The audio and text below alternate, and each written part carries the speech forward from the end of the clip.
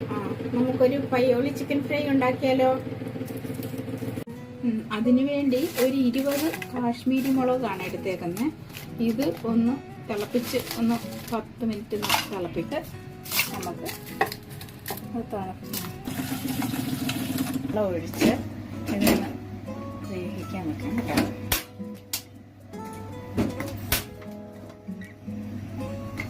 അടച്ച് വെച്ച്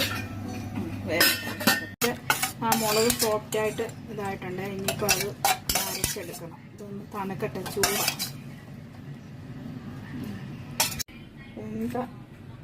പട്ടിലമുളക് ഒന്ന് മിക്സിയിലൊന്ന് ഒതുക്കിയിട്ട് വരെ ക്രഷ് ചെയ്ത്, പിന്നെ അതിലൊരു 15 ചുമന്നുള്ളി, 15 എണ്ണമാണ്. ഒരു 8 അല്ലി വെളുത്തുള്ളി, ഒരു ചെറിയ 3 പീസ് ചെറുതാ 3 പീസ് ഇഞ്ചി. ഇപ്പോൾ ആ മുളക് വേവിച്ച വെള്ളമാണ്, അത് അങ്ങോട്ട് ഒഴിച്ചു കൊടുക്കുക. ഇത് അരച്ച് നന്നായിട്ട് അരഞ്ഞിട്ടുണ്ട്.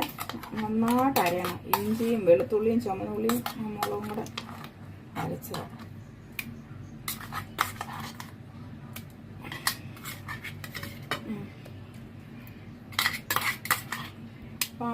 കുറച്ച് ഇതിനകത്തോട്ടിട്ട് കുറച്ച് ബാക്കി ഇത് വേണം. പിന്നെ ആവശ്യമുണ്ട് കുറച്ചും കൂടെ എടുത്തിട്ടൊക്കെ. ഇത് ഇന്ന് വേറെ ആവശ്യമുണ്ട്. ഇപ്പോൾ ഒരു 1/4 സ്പൂണ് മഞ്ഞൾപ്പൊടി, ഒരു 1/2 സ്പൂണ് ഗരം മസാല പൗഡർ പൊടിച്ച, 1/2 സ്പൂണ് പെരിഞ്ജീരകം വറുത്ത് പൊടിച്ചത്, അത് ഇട്ട് 2 സ്പൂണ് അരിപ്പൊടിയാണ്. ഇത് സ്പൂണ് കോൺഫ്ലവർ, ഉപ്പ് ആവശ്യത്തിന്, ഒരു ഇച്ചിരി പുളിക്ക് വിനാഗിരി,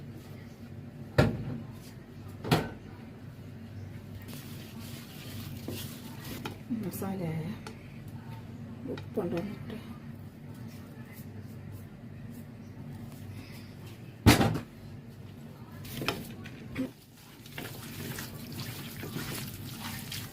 ഒരു മണിക്കൂർ ഇങ്ങനെ ഇരിക്കട്ടെ. ഒന്ന് മസാലയാക്കി ഒന്ന് പിടിക്കട്ടെ. അപ്പോൾ 1 മണിക്കൂർ ഇങ്ങനെ ഇരിക്കട്ടെ. ചിക്കൻ ഫ്രൈ ചെയ്യാൻ പോവാണേ. പയോളി ചിക്കൻ ഫ്രൈ ഉണ്ടാക്കാൻ പോവാം. അതിന് ഇച്ചിരി വെളിച്ചെണ്ണയ്ക്കകത്ത് വേണം ഇതുണ്ടാക്കാൻ.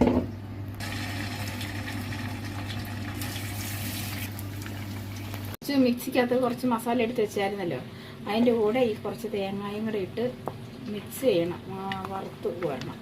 അന്നേരം അതാണ് ഇതിൻ്റെ മെയിൻ റെസിപ്പി. ഇത്രയും തേങ്ങ മതിയേ. ഇതും കൂടെ അങ്ങോട്ട് മസാല ചിക്കൻ ഫ്രൈ ആയി കഴിഞ്ഞിട്ട് വേണം അത് ആ എണ്ണയ്ക്കകത്തോട്ട് ഇത് വറുത്ത് പോരും. അപ്പോൾ അത് തിന്നാനായിട്ട് നല്ലൊരു ടേസ്റ്റ് ചെയ്യാം.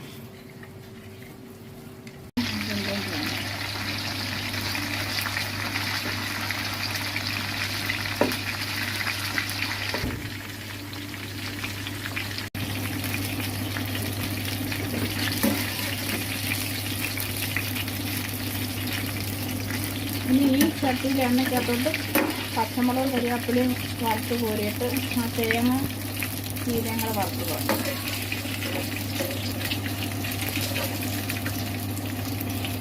മുളക് കരിവേപ്പിലയും കൂടെ ഫ്രൈ ചെയ്തിട്ട്